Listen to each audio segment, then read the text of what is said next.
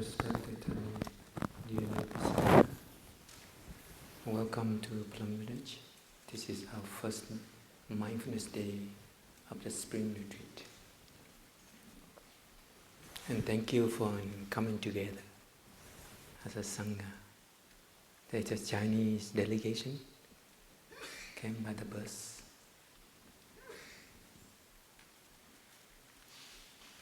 Plum Village is not a school where you come and you learn and you get a degree. No, we don't come here to learn even Buddhism. Plum Village is not an ordinary community where we come and to chat, to get involved in communication, talking to someone, or looking for someone to be your friend, to be your lover. Plum Village is a practice center. It's a community of practice where we devote our energy and time into the practice according to the Buddha. And our main practice in Plum Village is mindfulness. Mindfulness means you come back to yourself. You bring your wandering mind back to the present moment. Bring your mind back to the body and you establish yourself in the present moment. At the end of a monastic retreat, we have 10 lazy days. And lazy day means there's no schedule of the practice. So you are on your own. No one reminds you to practice. No schedule, community schedule for you. So you are on your own. And it's a time of examination. Whether you can do it by yourself. Because a community practice, it depends on individual practice. We take refuge in the community. It means that you also take refuge in each individual practice. And if the community Sangha is strong, it means everybody is strong. Everybody is centeredness. Everybody is solid. Everyone knows the way to go back to oneself, to be in the present moment. So it's so clear that Plum Village is a training place. And training here is training mindfulness, to be alive, to be back to oneself, to be alive. And then to touch light.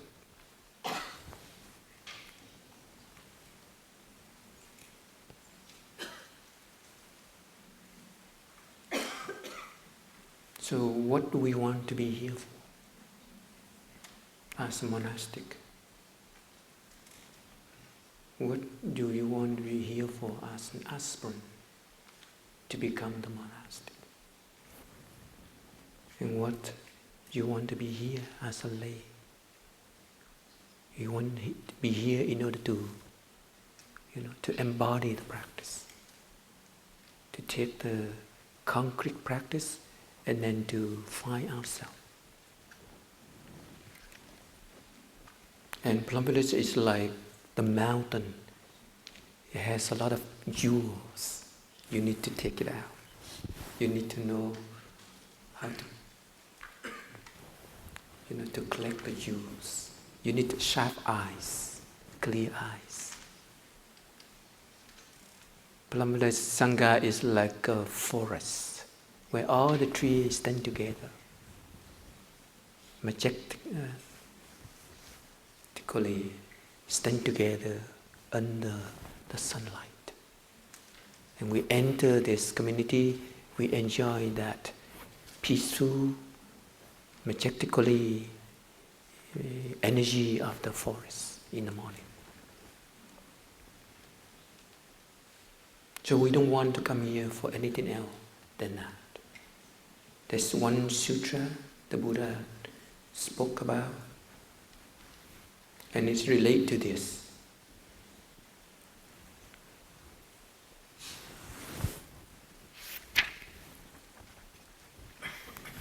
It's a sutra on Majjhima Nikaya, mean the middle discourse, number 29.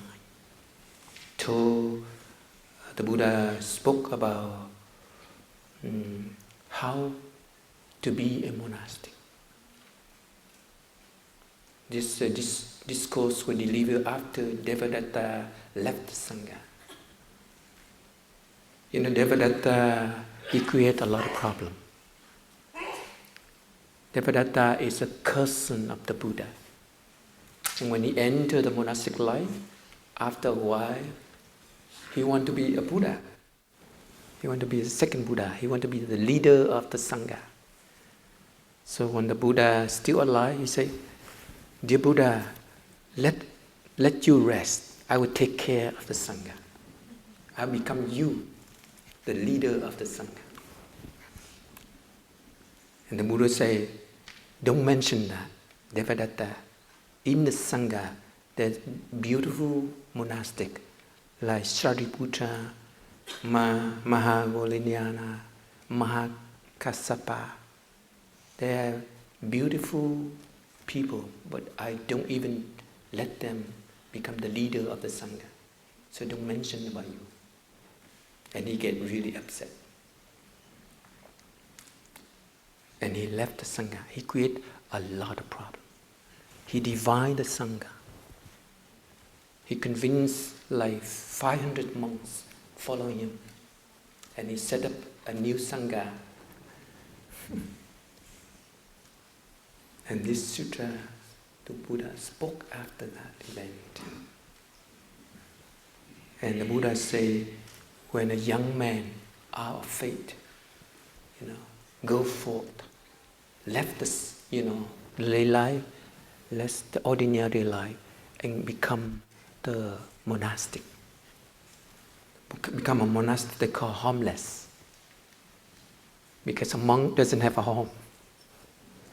The monk lives in a forest with the community in the monastery. So we call all monastics are homeless. It's not like the people homeless wandering in the town. I mean, the people who devote them the energy, the life, the time to practice. They don't concern other things like material comfort or effective comforts, like romantic relationship. We don't come here to look for a romance, like someone you love, secretly love. No. You come here to practice. And when we practice for a while, we gain something. Gain mean like lợi dưỡng. We gain something. Gain comforts. And then we also attain not only gaining but honor, respect. We become respected by someone, by lay friends. And we become famous, renowned. Sometimes they call you a renowned teacher.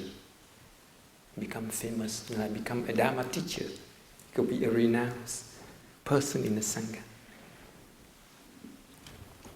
Of course, when you practice for a while, you become a Dharma teacher. And that could be a renowned person in the community. And this young man left family life, go forth. In the language of the Buddha called go forth, mean you go on. You go higher, go forth. Mean you ordain as a monastic. You take the life of a monk or a nun. And that's called go forth. And because the reason is that person don't want to be a victim of birth, old age, death, sorrow, pain, despair. That person doesn't want to be a victim of suffering, prey of suffering. And he believed in the Sangha there is the way to end all this suffering. And he practiced diligently many years, and he attained gaining. He attained honor, he attained renown. And then he pleased with that, with this. His intention is fulfilled. I mean, he enjoyed gaining. I gain some kind of material comfort. I come here, I have food, have room and all that. And he's satisfied with honoring, respect by other people. And he also satisfied with his position, his renown.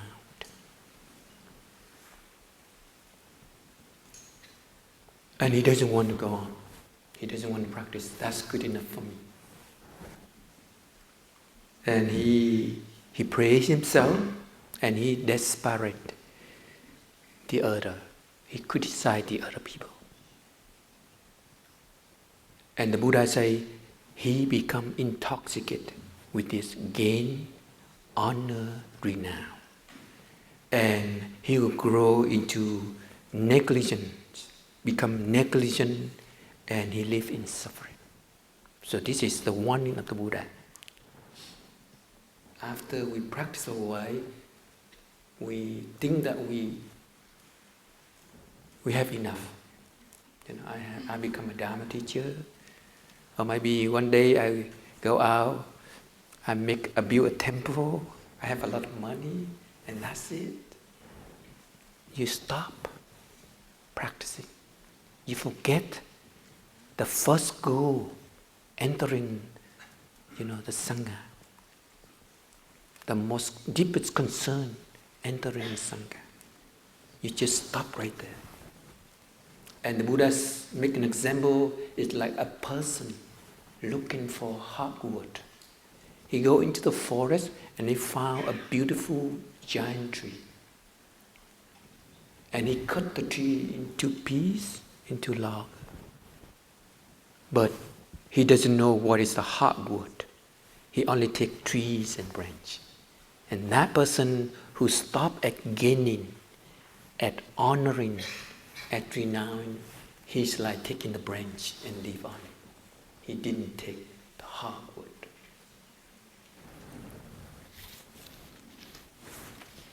And the second kind of person, he doesn't satisfy with gain, honor, renown. He becomes diligent and go on practicing. And he achieved attainment of moral discipline. Moral discipline means giới đức. He radiating with discipline, with fine manners, with vinaya, with shila. He or she beautiful, of radiating the energy of moral discipline. And he pleased with it. And his intention is fulfilled. I have enough. She said, I'm the best, so I don't want to practice anymore. He praised himself and he did disparage others.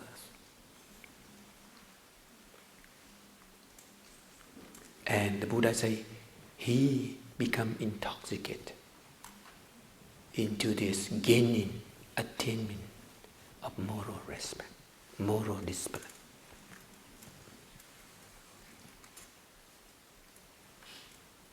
And he will grow negligently, he fall into negligence, and he live in suffering. The Buddha say, this man, this monk, only get the outer bark of the tree. Moral discipline, precept, shila, is only the outer part of the tree, outer part, bark of the tree. The tree have bark, you only get that. You haven't get the hardwood yet. Usually the hardwood is the strongest part of the tree. The third kind of monastic, he does not satisfy with gaining honor, renown, even moral disciplines. He continued to be diligent in the practice, and he achieved the concentration, the deep samadhi. And he is pleased with it. And his intention is fulfilled. He doesn't want to practice anymore. I have great samadhi. Sometimes I can fly on the sky. According to, in the sutra, sometimes they spoke about a monk can fly on the sky, make light. And he stopped practicing. He's bragging about his attainment. He's satisfied with his attainment of samadhi.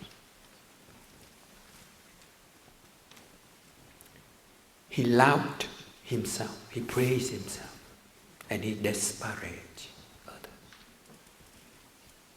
And the Buddha said he became intoxicated with attainment of concentration. Grows naturally, fall into naturally, and he lives in suffering. You see, samadhi, but if you stop, you can fall back to suffering. If you are satisfied, bragging about your own practice of samadhi, you can fall back into suffering. And this person only gets the inner bark of the tree. So there's two bark, the outer bark and inner bark. He didn't get the hardwood yet. And the fourth person, he is not satisfied with concentration, with great concentration. He is not satisfied with his mindfulness.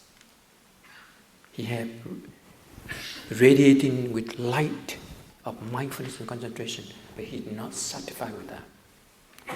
Become diligent, continue practice wholeheartedly, and he achieve the knowledge and the vision. Knowledge and vision. In Vietnamese it's called tri kim. He has the knowledge and the vision. He can see things deeper than others. And he pleased with it. And his intention is fulfilled. He doesn't want to practice anymore. Say, I got the knowledge. I got the insight. So I don't want to practice anymore.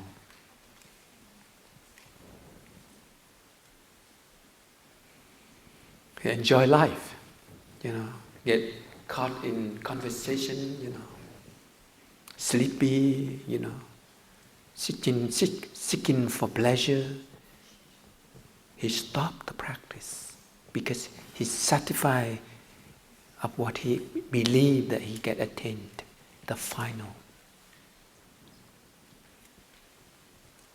And he praised himself, he disparaged others. And the Buddha say, this monk also fallen back into suffering. He only get the sharp wood. There certain place in the tree called sharp wood. The softer wood, where it's soaked with sharp.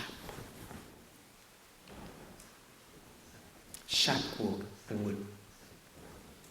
S-A-P, sharp wood. Means the softer kind of wood. It's not the hard wood yet. It helps the tree to grow. So it's permitted with sharp. The Buddha say, not yet. And the last person, the last monastic, he's not satisfied with his knowledge and vision. He's not satisfied with insight. And he become more diligent in practicing. He practiced wholeheartedly and he attained what they call perpetual emancipation, or undisturbed, unshakable liberation. Perpetual means unshakable liberation or emancipation. And the Buddha say, when a person got this kind of liberation, he will not fall back into suffering. He got the hard good. So this discourse tells us that in the practice, we don't stop.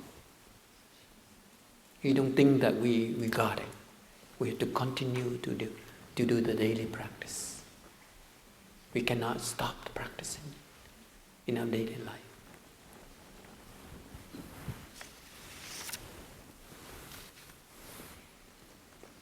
And when I reflect on this sutta, I see that, when we come to Plum Village,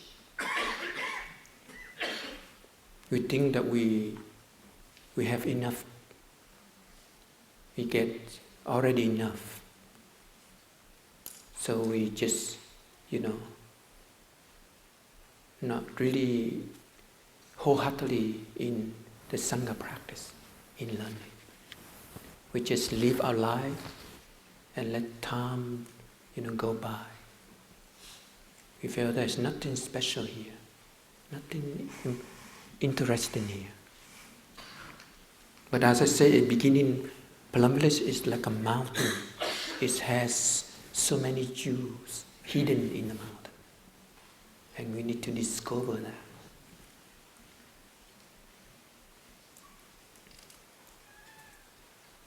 And we need to be wholeheartedly in our daily practice. And we need to have sharp eyes to be able to see the jewels. Especially those who live here 10 years, 15 years, or 20 years.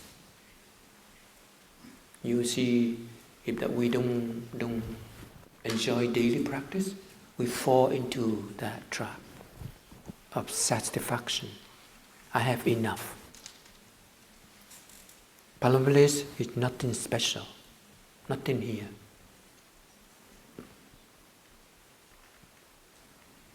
So that's why today I would like to share with you what is the jewels of Plum Village. We need to know what is the jewels. We don't want just to come here to gain some kind of, comforts. To have money, to have food, to have special food, to have room, comfortable room.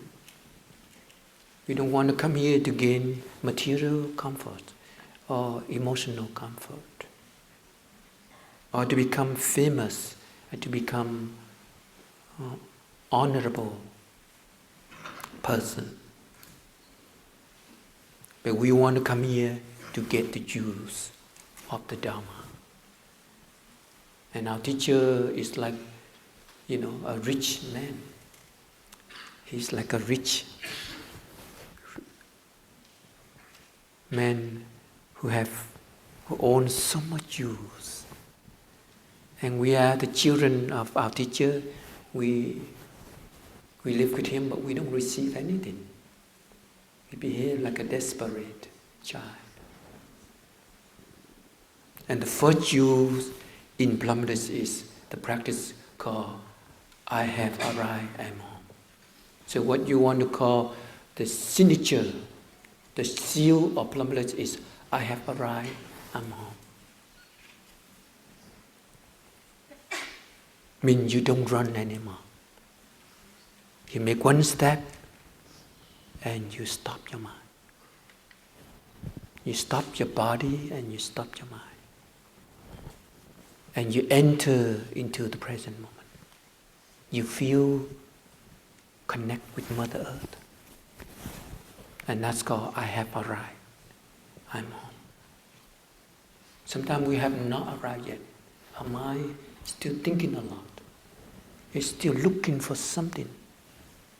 It's still searching for something.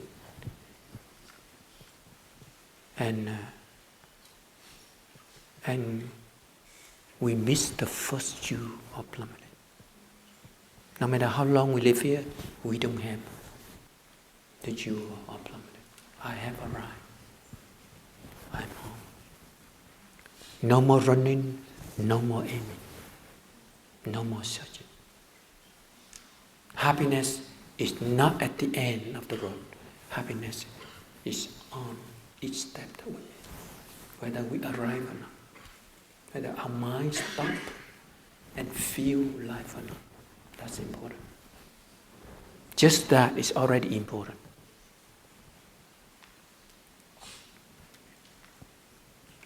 When the mind and the body come together, and then how we arrive in yourself, arrive in present moment, in life. You get sovereignty, freedom. The second seal of Plum Village practice is dwelling happily in the present moment. So the present moment is our destination.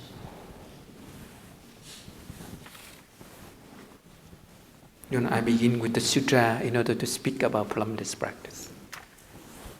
So the sutra is not important, but Plum Village practice is important because that's why we come here for.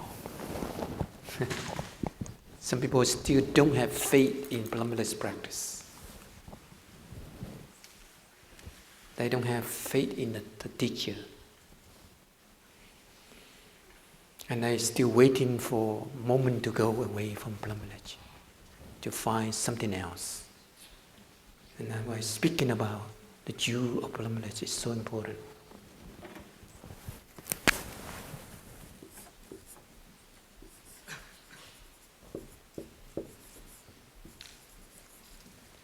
Plum Village seal.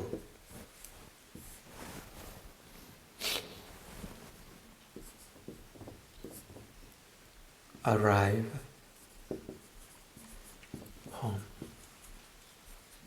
We have to realize this. We have to really experience this. Because it's the practice of no running, no aiming, no searching. Not even attainment. You don't looking for attainment. Because it's that you feel alive. You touch life. It's that you come home. Mind come back to the body. And you become whole. And you'll be whole by the present moment. A lot of nourishing and healing in it. So you don't need to run. You don't need to search even for enlightenment. Because there's no enlightenment at the end of the road. You don't need even to become a Buddha. Just to be yourself. To be home. Sweet home. You don't need to be someone else. Sometimes we feel, like we are nothing. We are only a human being full of suffering. So you want to become someone else. But this practice, home. I need to bring my mind back. I need to bring myself back on each step I made. So you feel Mother Earth when you walk like that. You are connecting with Mother Earth. It means that you feel yourself. So between you and Mother Earth is life. Is energy of mindfulness. Energy of being alive. There's a clarity in the mind. When you feel Mother Earth, you feel yourself. And all anxious stop. All anxiety, all worry, all pain or sorrow stop. And this is very clearly when the Buddha say a young man left home, go forth, become the monastic, because of one reason, that he doesn't want to be a victim of birth, death, old age, sorrow, despair. He doesn't want to be a victim of his suffering and despair and stress. So this can be the way to stop all that block of suffering, mass of suffering. The second you of Plum Village practice is dwelling in the present moment, happily.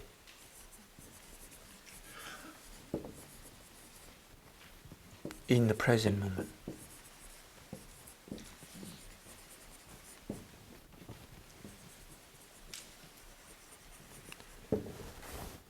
The present moment is our destiny. So if you don't know where to go, present moment. If you want to know whether you have mindfulness or not, you ask yourself, am I in the present moment? And in the present moment, everything becomes alive. You are radiating with light, and you see light outside. Your soul becomes green like grass. Your mind becomes clear like light, because you enter the present. And there is a formula I like so much. When I'm talking about arrive home, a formula called velocity.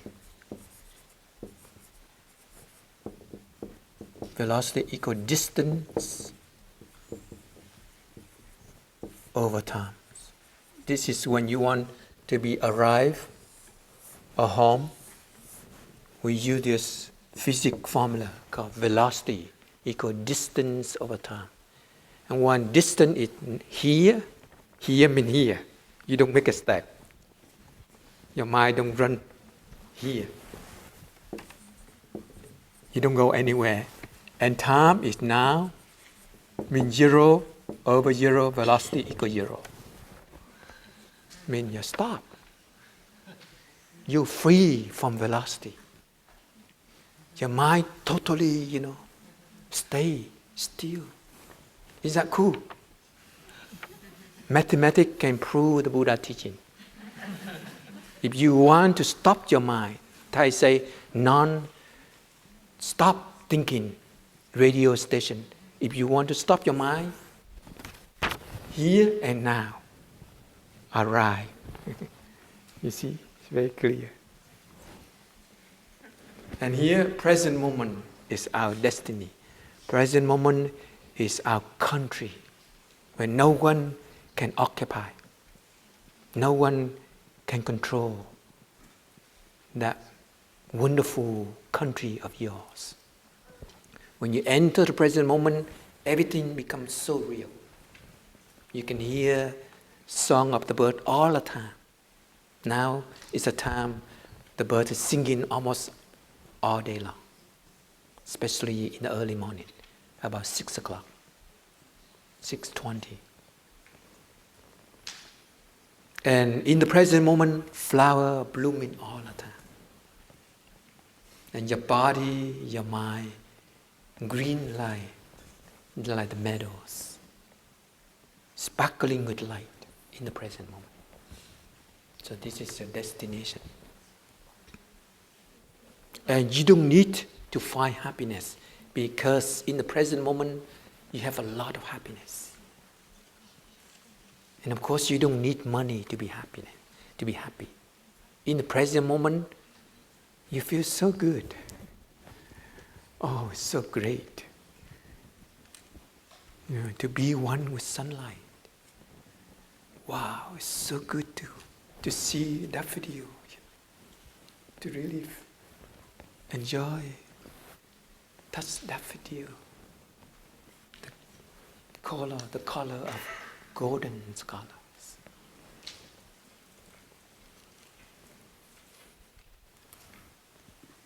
So in the present moment, what we call the true peace. We need to get this. This is very precious jewel. So important Dharma seal of Plum Village. And everybody can do it. Everybody can enter the present moment. Dwell in, stay, establish yourself in the present moment. And they will be full of happiness. Our teacher have a very famous expression, happiness. There is no way to happiness. Happiness is the way. I mean, you make one step, you have to feel arrive in home. You enter the present moment, and then you experience happiness. Because you become one with the meadow. You feel the warmth of the sunshine in your body. That is happiness. So happiness is at every step. If we don't have this, at the end there'll be nothing. Because our mind keeps running. So we don't need to run after happiness, after peace, after joy, well-being. Happiness, peace, joy, well-being, already available. You experience it. You taste it. And that requires harm arrive. Mind stop. No velocity. So this go together. Two peace. And the beautiful thing in the present moment is the silence. If we are too noisy, we don't feel much.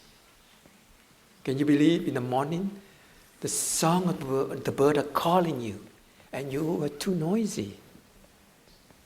You're talking a lot, non-stop. And your mind keep thinking, looking something that you really don't know.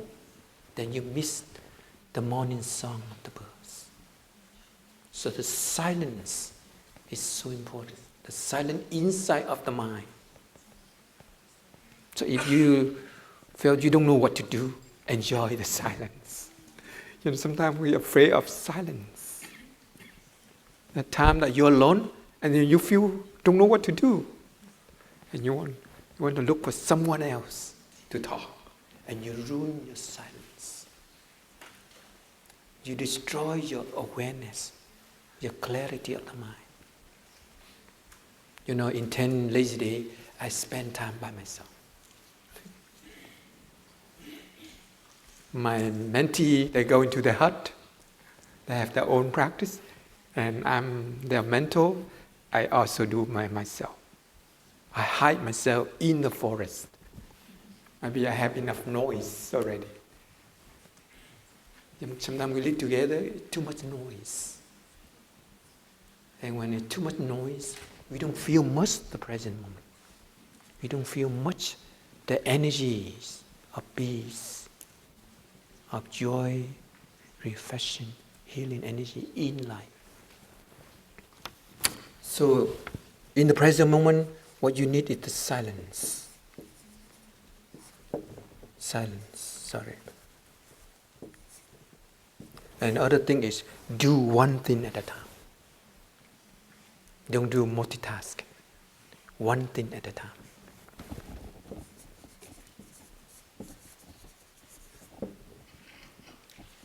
At a time.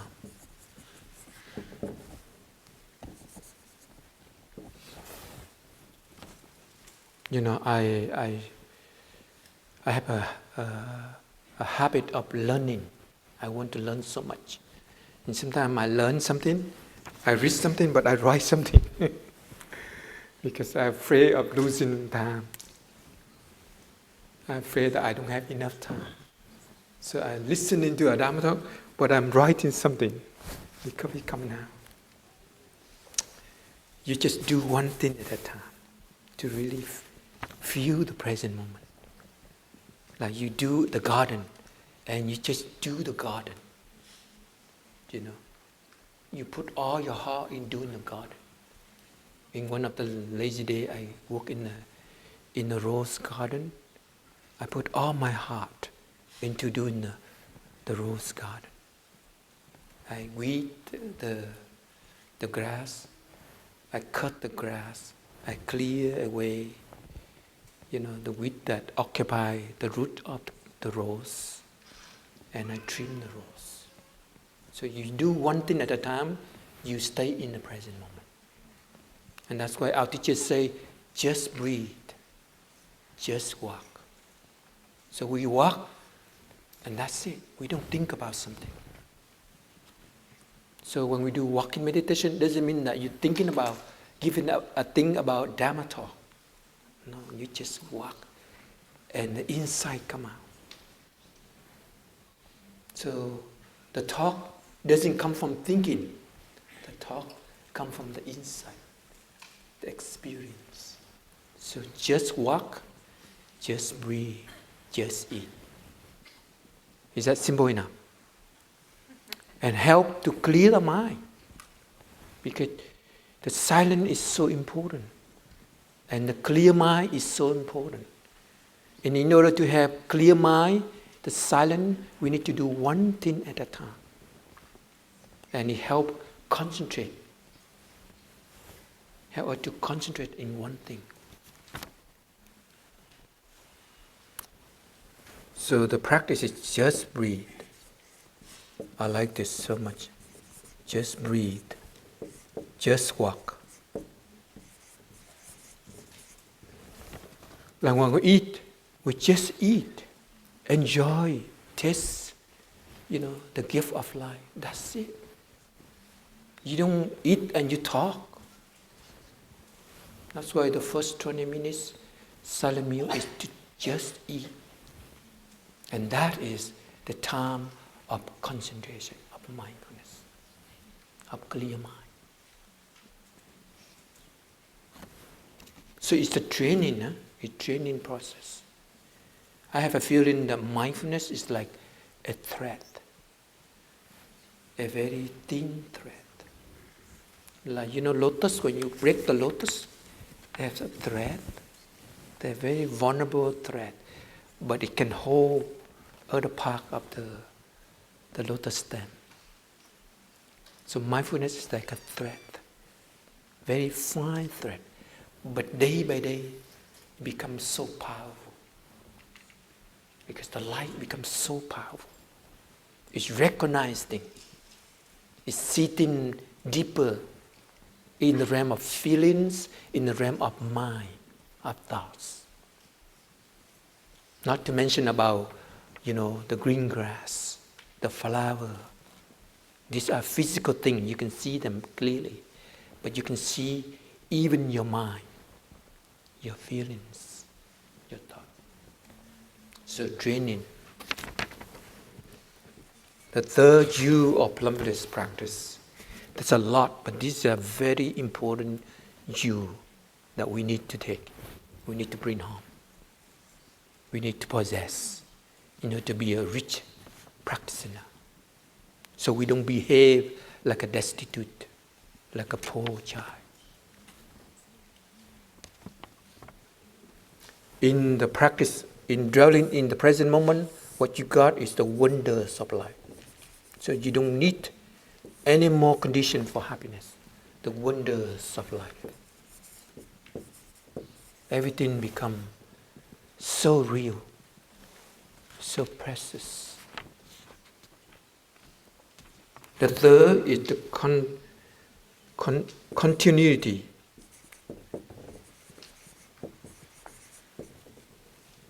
Continuity or continuum.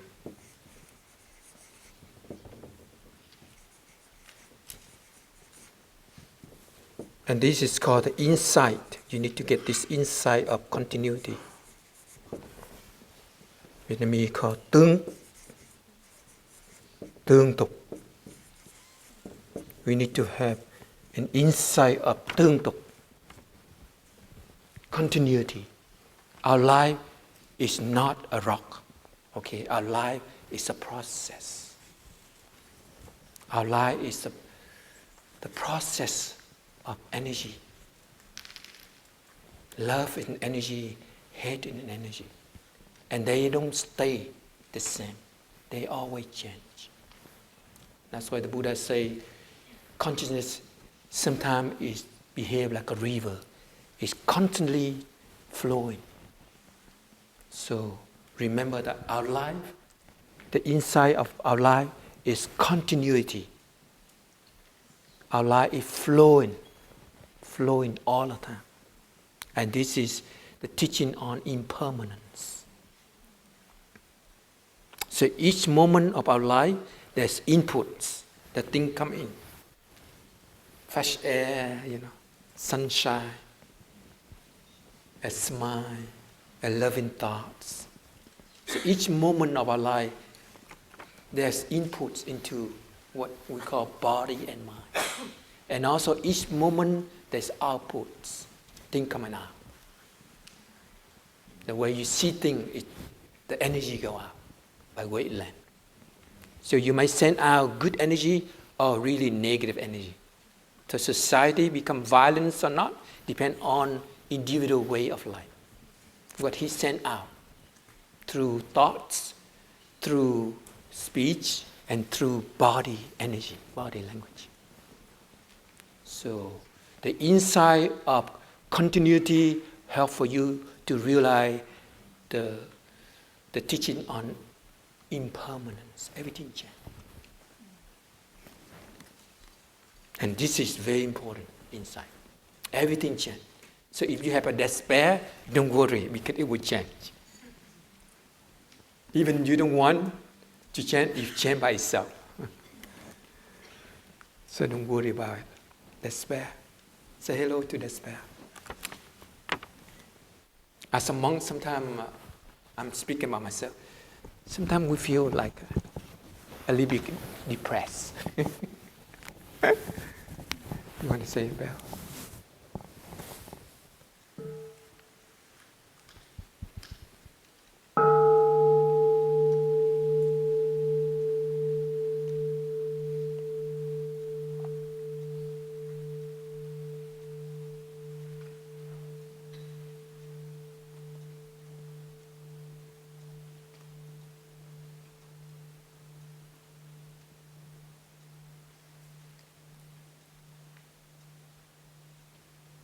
I'm sure depression is happening to everyone, right? But as a monk, because we are going in, so we face so many energy. And one of the energy inside of our consciousness is depression. Sometimes I felt that energy depressed. I feel that my energy go down. And luckily, I have a practice called gladden the mind, cheer up. And I go out of depression just like that. Sometimes it's just the seed trigger up. The seed of depression maybe come from our father, our mother, ancestral, where they go through, challenge in their life, and they fall into depression. They despair because they cannot do things. They face so much suffering in life, and they fall into despair. And now it's transmitted to us. So we practice and we encounter this energy. So we have the way out by gladdening the mind. Open the door and walking outside. Be with nature. And it just change the energy of this depression. So continuity means that don't worry. Don't be despair, because things will change. Sometimes things will change in a year, not overnight, but 1 year. There's certain seed, like anger, it takes years to practice. There's certain seed of like anger, it takes like years to practice. So don't give up. Have trust. And because we have the insight of continuity, the insight of tương tục. Tương tục means continue, flowing all the time. And it's another word called impermanence. Impermanence.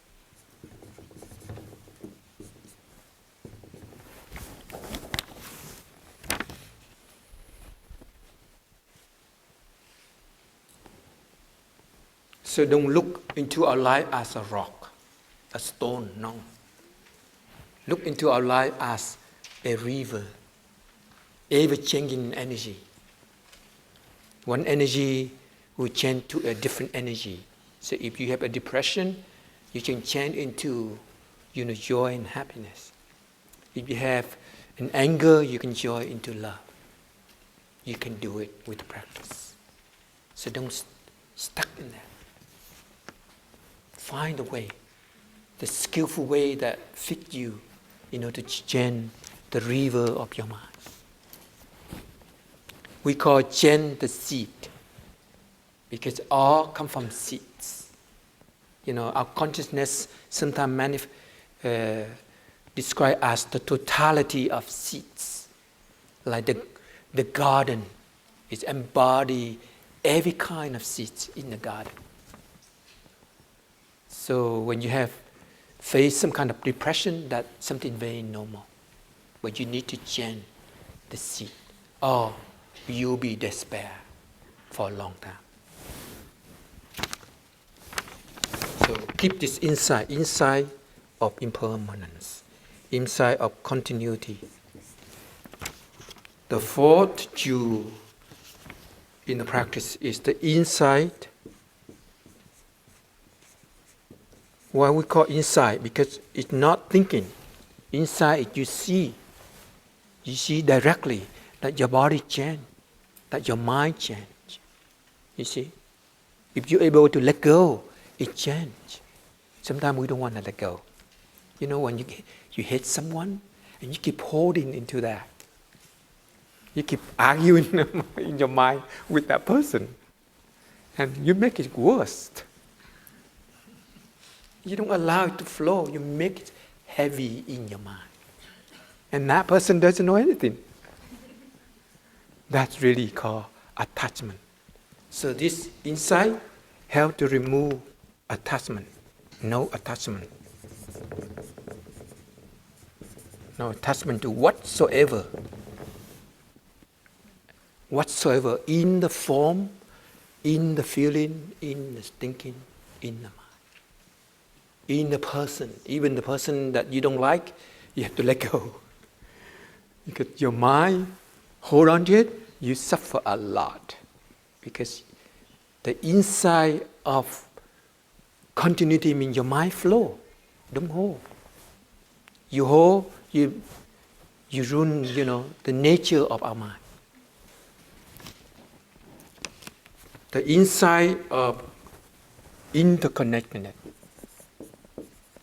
Interconnectedness. Our teacher usually say interbeing. Interbeing is another word. So with this insight of changing, with the insight of interbeing, we are free. Because we relate. So if you hate someone, it means you hate yourself. Interbeing, interconnected. Your suffering is his suffering. Your smile is her smile. So if you want to punish him, it means you punish her, yourself. Interbeingness, interconnected like that. It's the energy field. Life, in quantum physics, they call energy field. You are just a whole bunch of energy moving around. And two energy bombard, and there is life. Two energy bombard means we have a problem. You love or you hate. So actually love and hate is just energy. Collision of energy. In biochemistry they call, the bonding of the chemical. It's funny that when you fall in love with someone, you actually bonding with her in the level of chemistry. You send out to her the message say, dopamine, I love you.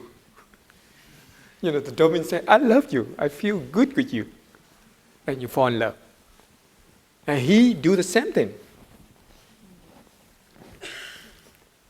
So inside of interbeing, the inside of the inner is so crucial. Because usually we attach to our ego. So we forgot about the insight of interbeing, interconnectedness. We are relating. We are connecting. In the level of human being, but also in the level of nature, of life. Nowadays, at Hanoi, people, the government cut down all the big trees. There's 600,000 big trees, and they want to cut them down, all of them. And Hanoi is beautiful because of the big tree, and it gives shade, but it's also make the city beautiful. Now they cut them down. I think some guy in the back want to get the wood, and that's why they then make this plan. And it's really hurt, especially the people who live in Hanoi. And they didn't know the tree is so important for life, because we are interconnected with tree. Tree absorb, carbon dioxide and release oxygen for us. Tree give us fruits. Tree give us shades. Tree remove away heat and sunburn. But they don't know that. They want to make money. They want to cut down all the tree. They're going to kill themselves. So today we need to pray for the trees in Hanoi. They are giant like this. I think this government is stupid. In Vietnam, the government is stupid, with all stupid people.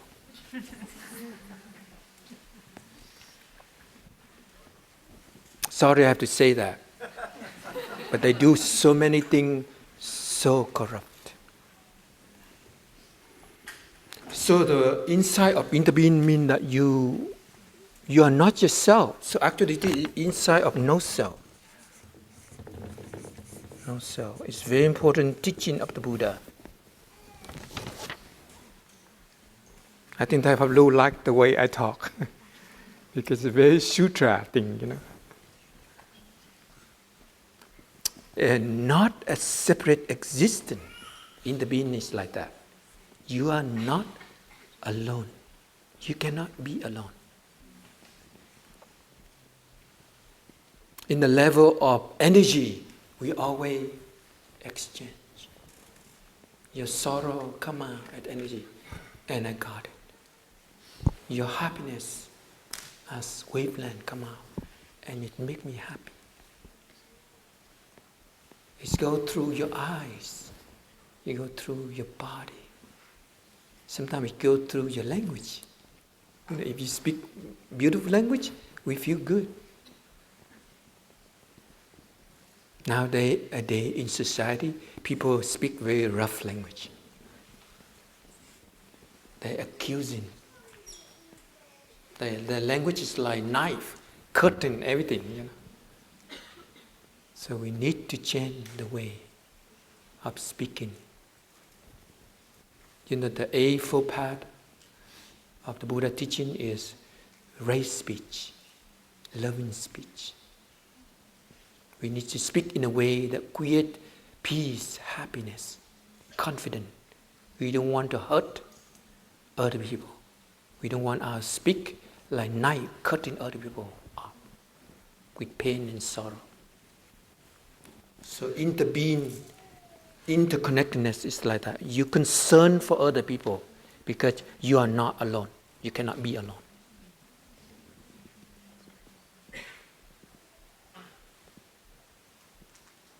Sometimes I have a feeling that I want to go away by myself because I think I can do better by myself. So this is very temptation because I think I can do better in the practice by myself. Living in the community sometimes is a little bit difficulty. Too much noise, too much singing, too much playing music. You hear flute everywhere, you hear guitar everywhere, and sometimes you feel overwhelming with it. And a lot of talking. We talk a lot. but we don't spend time to be silent. So that temptation to be alone is so strong in me, and have to be very careful with that. Because actually, we need each other. One more day, if I give a talk, I talk about the sutra, the Buddha say about importance of having friends. And then I say it's only half important of spiritual life. The Buddha say, no, Ananda, it's full of spiritual life if you have a good friend. There's a sutra like that. You can realize your full potential of spiritual life, full enlightenment, liberation, with a good friend. A good friend, okay? Not like a noisy guy.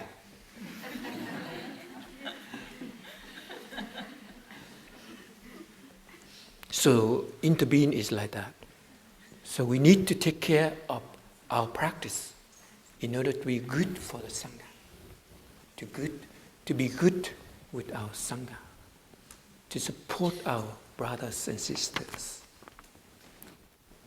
And the fifth use of Plum Village practice is the insight.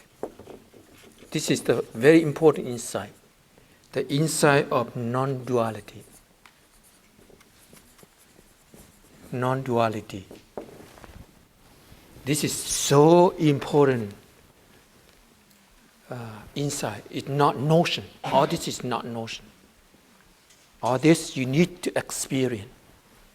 If you learn from the book, it's not in insight. If you read from the book, from a sutra, it's not yet the insight. You need to experience. You need to live your life with the insight of non-duality. What does that mean, non-duality? It means there's no right or wrong. There's no you separate from I. There's no body separate, different from mine. There's no enemy separate from friend. Non-duality is like that. We always thinking of right and wrong, good and bad, friend and enemy, right? Is that right? Most of the time we're thinking like that. And that is the main source of suffering. It's come from discriminated mind. The mind of discrimination. Non-duality means the insight of non-discrimination.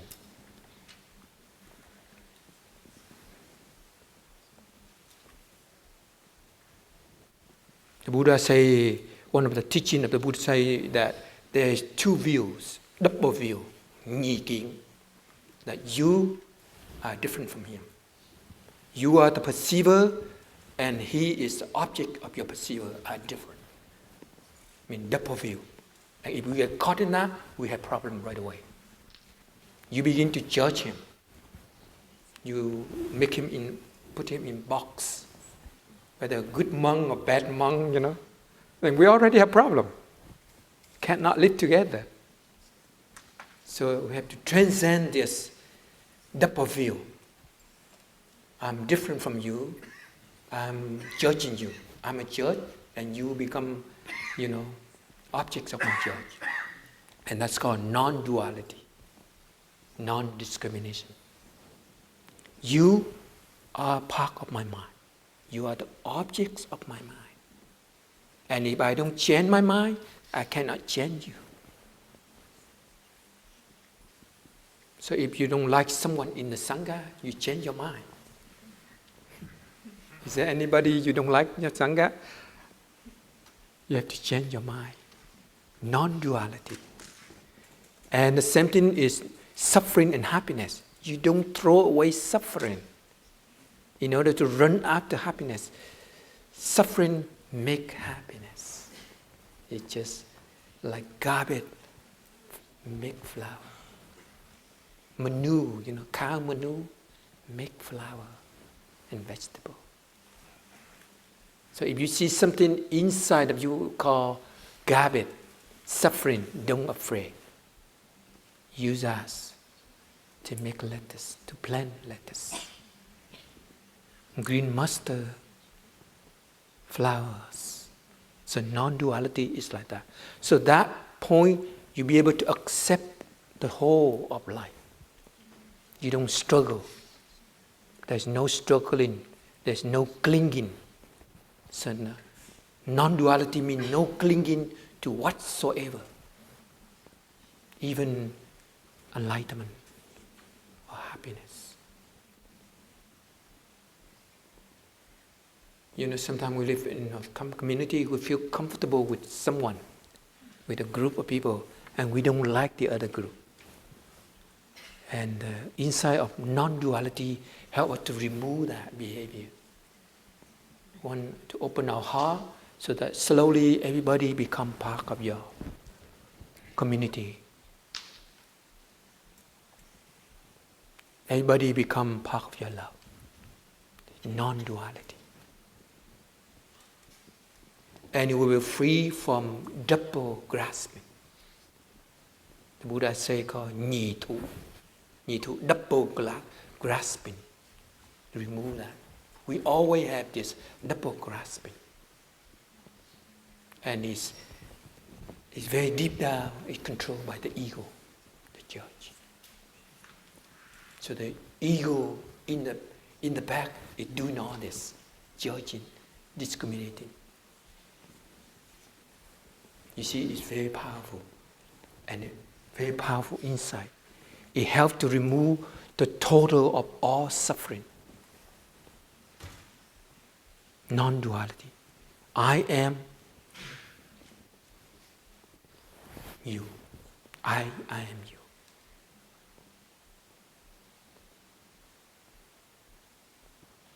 I am my father. I am my teacher. Of the people around us. And this is transmitted by our teacher. As I say, our teacher like a rich guy, rich man.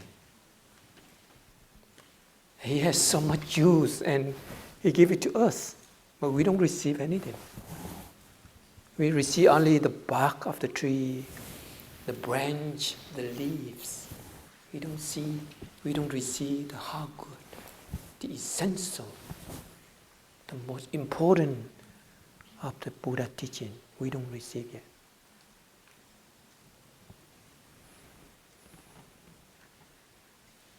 So if you have in your mind thinking of going away, go to another school, think about it. Have you got the juice from Plum Village, from the mountain? Good luck. Thank you very much.